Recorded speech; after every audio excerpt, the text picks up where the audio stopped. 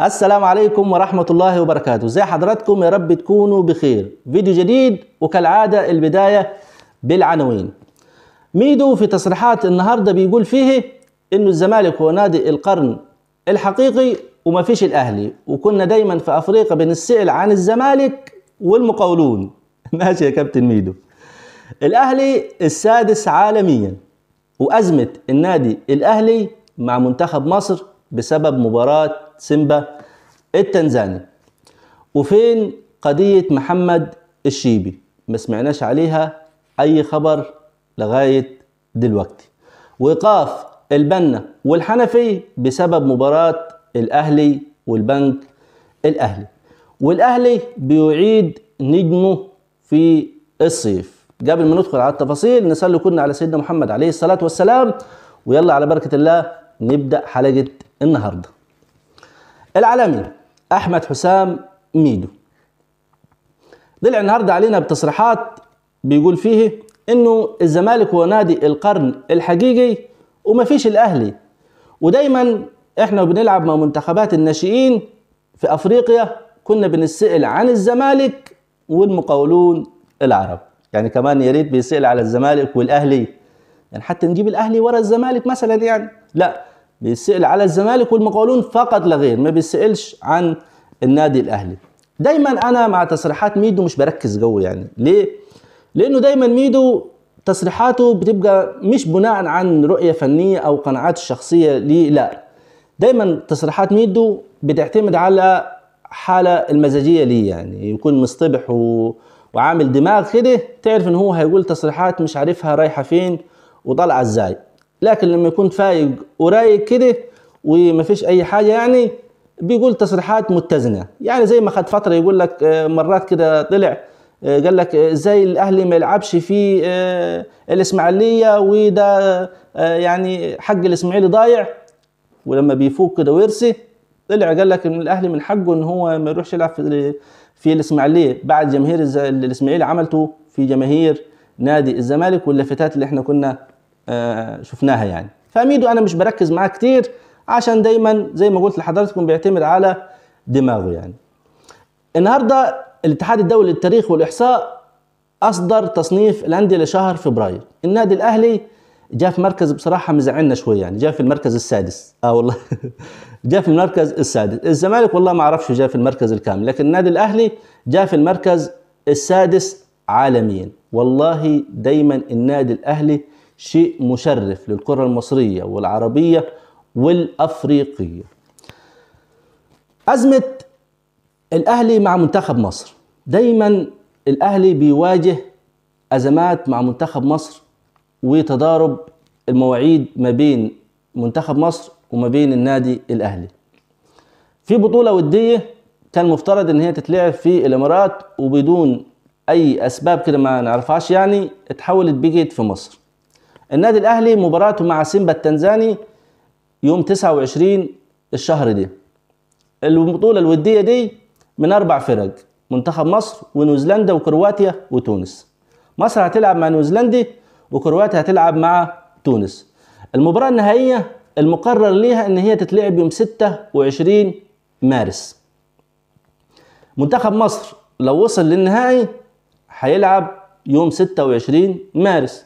وزي ما احنا عارفين حسام حسن المدير الفني لمنتخب مصر مختار 10 لاعبين من النادي الاهلي في قائمة منتخب مصر.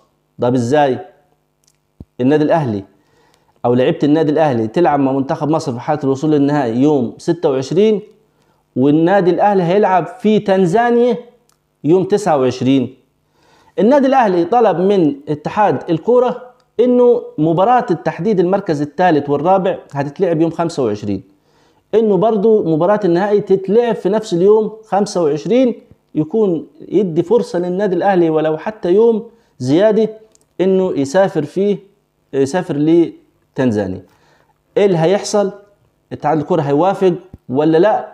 ده اللي هنشوفه. ولكن في المجمل دايما النادي الاهلي بتحس ان هو يعني ما تعرفش، ما فيش اي دعم من اتحاد الكوره للنادي الاهلي، مع انه النادي الاهلي مش بيطالب بمباراه في الدوري، دي بطوله افريقيا اللي هو الممثل الوحيد ليه لمصر في دوري ابطال افريقيا. محمد الشيبي، فاكرين حضراتكم محمد الشيبي؟ فاكرين قصته مع حسين الشحات وشكواه لحسين الشحات في المحاكم المدنيه، وطلع اتحاد الكوره وقال لك اثناء بطوله افريقيا، قال لك انه كده هو خالف اللوائح بشكوى حسين الشحات في المحاكم المدنيه، واهملوا مده محدده كانت حوالي اسبوعين، يعني اسبوعين 2 بانه يسحب الشكوى او هيتنفذ عليه اللائحي. لا سحب الشكوى ولا شفنا لائحه بتتنفذ على الشيبي، والشيبي بيلعب مع بيراميدز عادي، وهنضم لمنتخب المغرب في التوقف الدولي الحالي، والدنيا زي الفل. القصه وصلت فين ما نعرفش. طيب الموضوع اي شيء يخص النادي الاهلي او شكوى من اي لاعب او كده في للنادي الاهلي او اي شيء يضر النادي الاهلي نحاول نساعد فيه، يعني ما تعرفش. يعني تخيل انه لو اللاعب ده من النادي الاهلي كان هيتم التكتم على الموضوع. فانا افتكرت والله النهارده بالصدفه لما بشوف قائمه منتخب المغرب، ولقيت ان الشيبي عادي بيروح المنتخب المغرب ويلعب مع بيراميدز عادي خالص خالص.